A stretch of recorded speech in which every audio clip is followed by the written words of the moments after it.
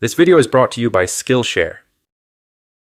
We've all been there, trapped in an argument with someone so committed to their dumb idea that not even a meteor of undeniable evidence could shake them loose. You lay out the facts, you bring receipts, you might even sketch out a PowerPoint presentation. And what do? They double down like their life depends on it. It's maddening, it's bizarre, and it's hilariously human. Psychologist Leon Festinger studied this phenomenon in When Prophecy Fails, where he asked, what happens when someone who's 100% wrong is hit with evidence so overwhelming it should leave them rethinking everything? His answer? They become more convinced they're right. Festinger didn't just theorize this, he watched it happen in a doomsday cult whose apocalypse didn't, apocalypse. The world didn't end, but the cult didn't disband. Nope. They just shrugged, tightened their tinfoil hats, and doubled down, reframing reality to keep their beliefs intact. This isn't just some cult thing, it's an all of us thing.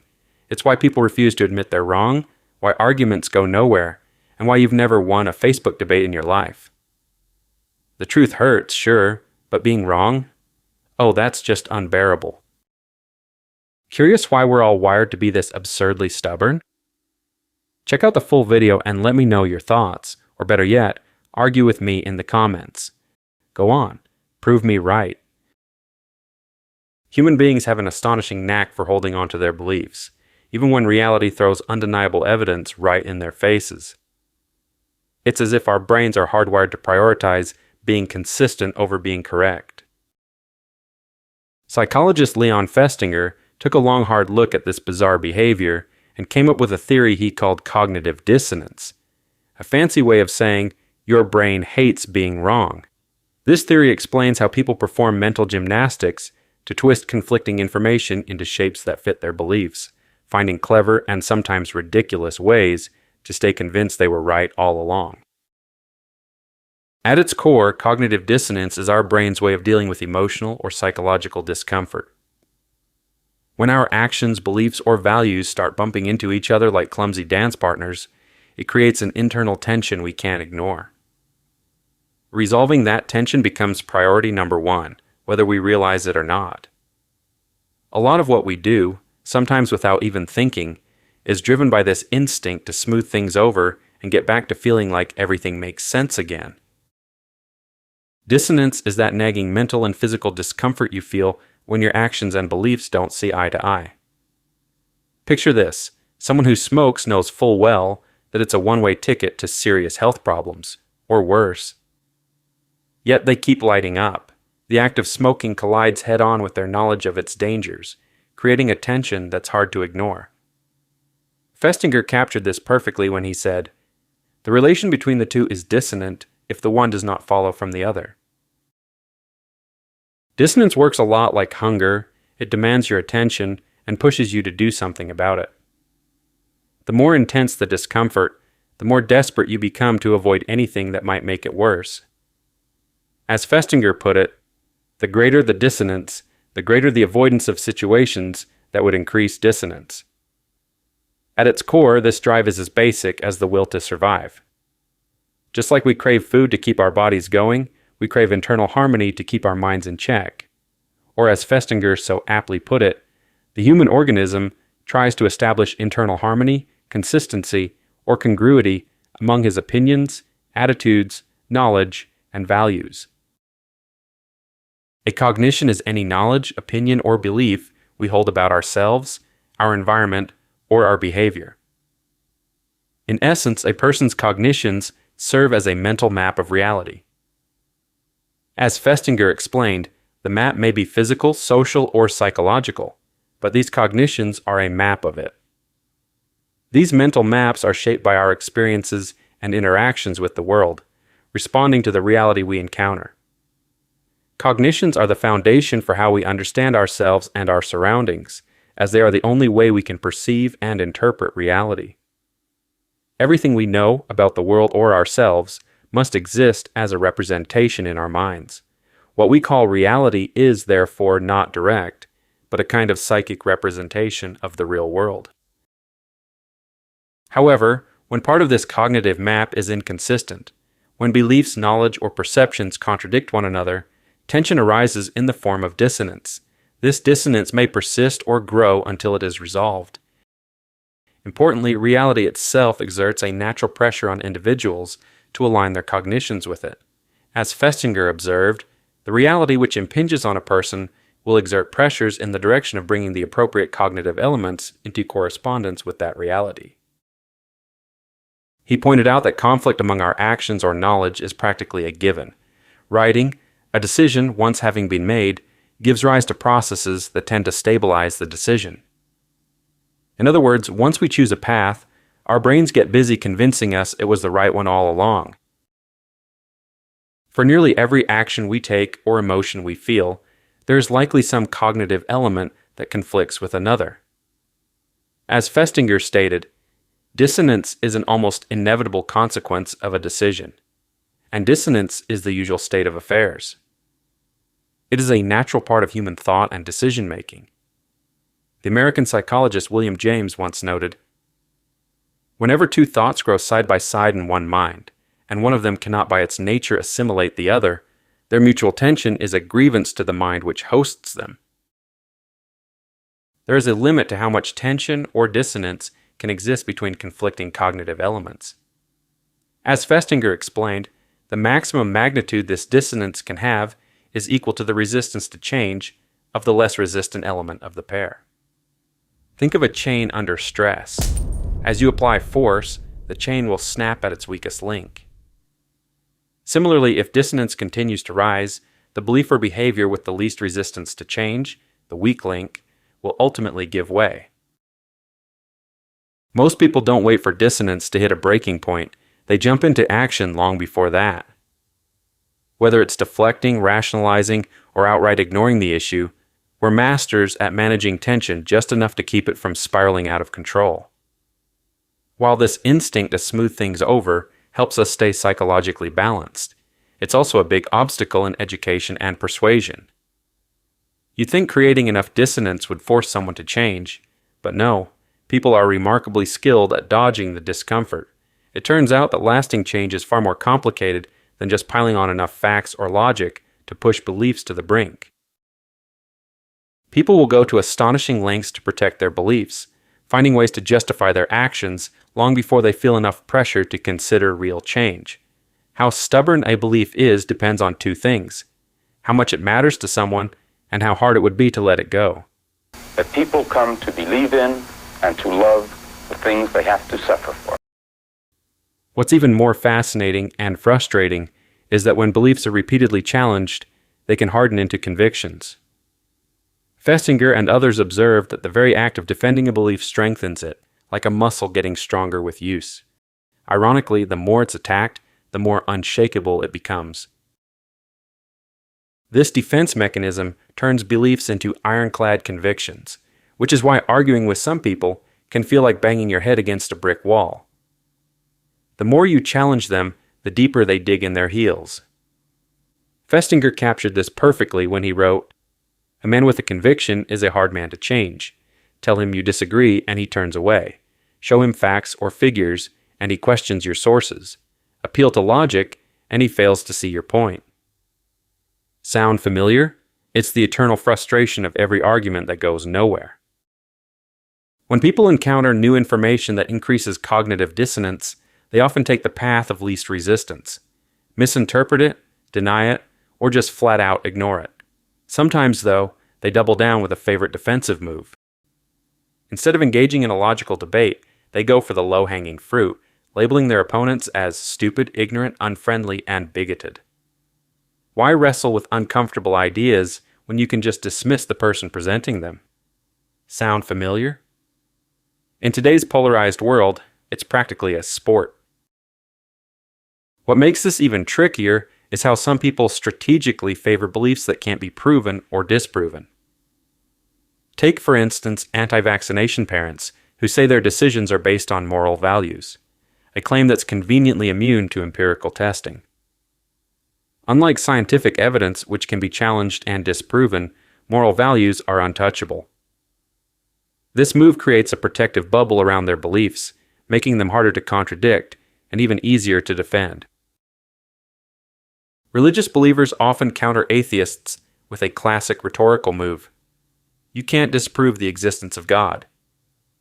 By pointing to the lack of definitive evidence or testable hypotheses against God's existence, they cleverly shift the burden of proof onto the atheist, as if the absence of disproof somehow makes their belief stronger. Meanwhile, the reverse argument that there is no proof God exists hardly makes a dent. Why? Because their faith doesn't depend on evidence. The absence of proof is a non-issue. The belief was never tethered to empirical validation to begin with. Nietzsche had little patience for these debates, calling out the futility of reasoning with deeply entrenched beliefs. What the mob once learned to believe without reasons, who could overthrow that with reasons? In other words, trying to argue someone out of a belief that was never built on logic is like trying to extinguish a fire with more matches. At the heart of these behaviors lies one of humanity's strongest instincts, the desperate need to feel consistent. As Festinger observed, the individual strives toward consistency within himself. We eagerly embrace information that fits our beliefs, but contradictory evidence throws us off balance, triggering defenses to protect our mental framework. It's less about truth and more about staying comfortable. Speaking of understanding human behavior and seeking personal growth, I want to take a moment to thank Skillshare for sponsoring this video. Skillshare is the largest online learning community for creatives and curious minds like you and me. It offers thousands of classes taught by industry experts across diverse topics, including productivity, personal development, and even psychology.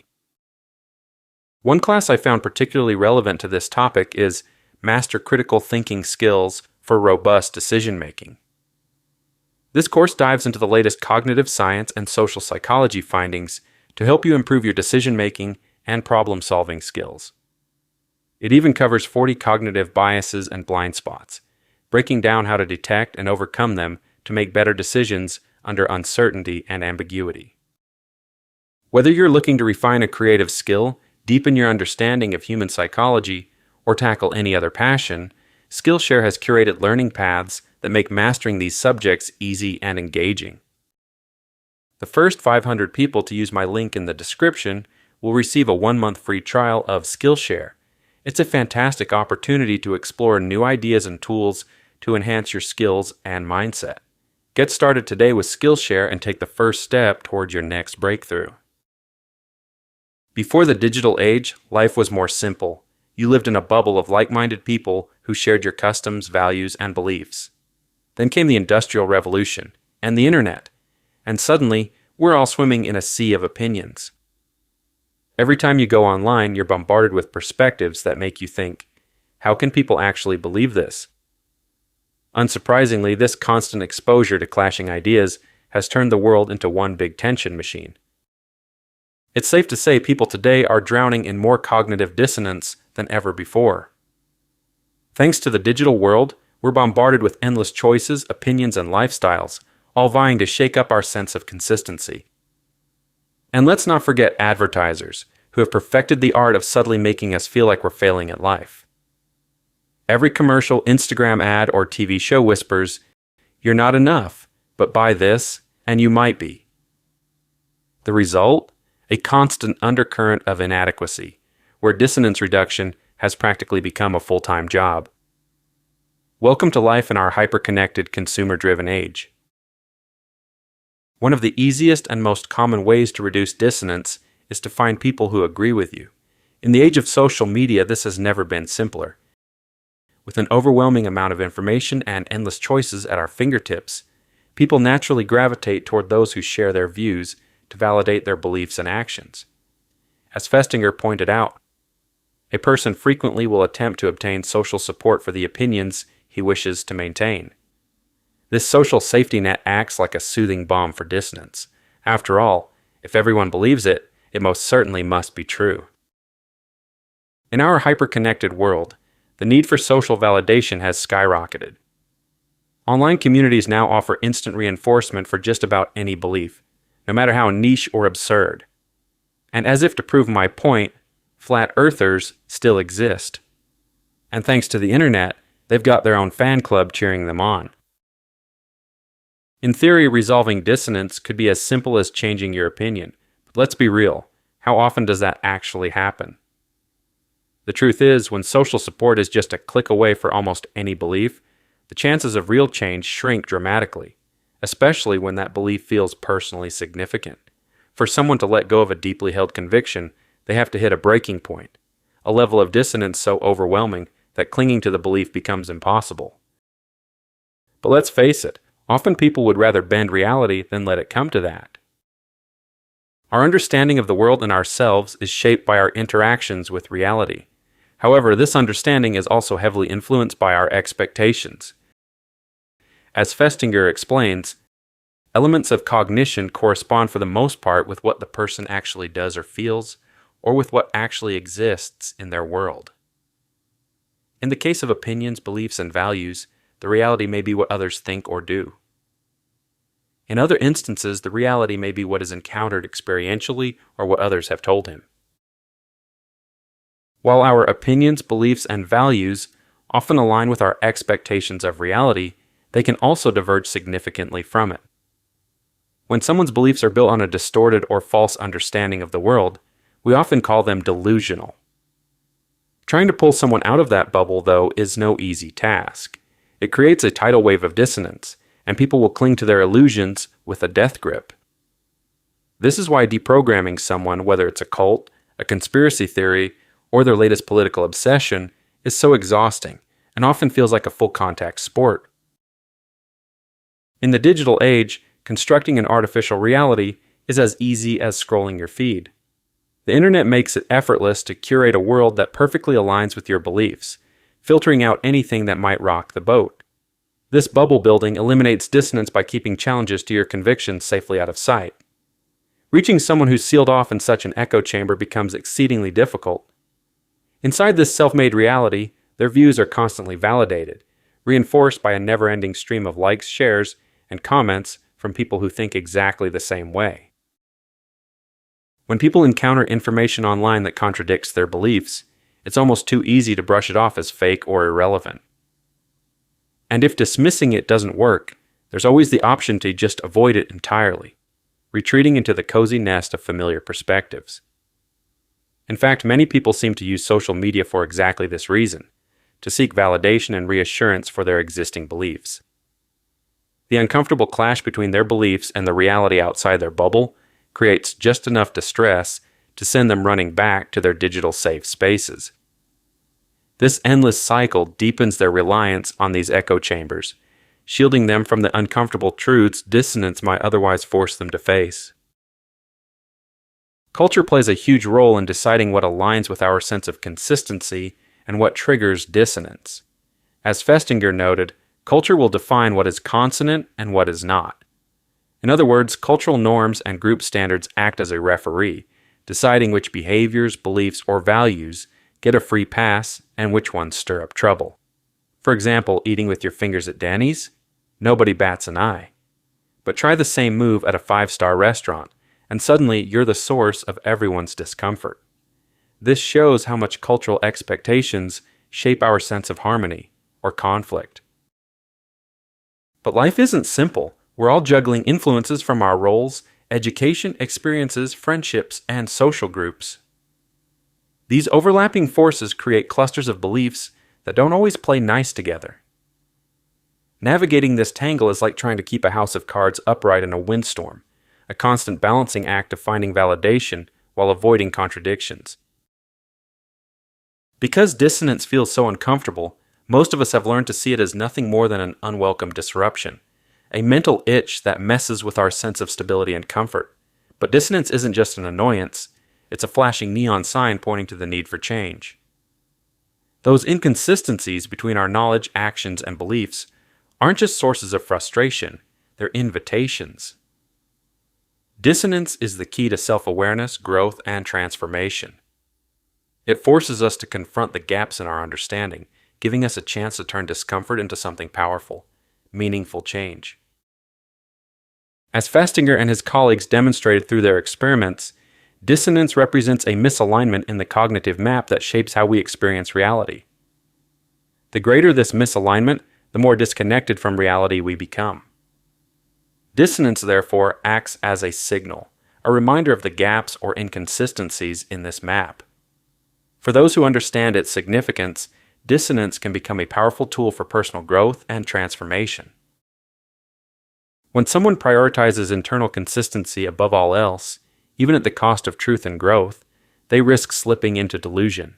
Choosing comfort over challenge might keep things harmonious, but it also means missing out on the chance to evolve.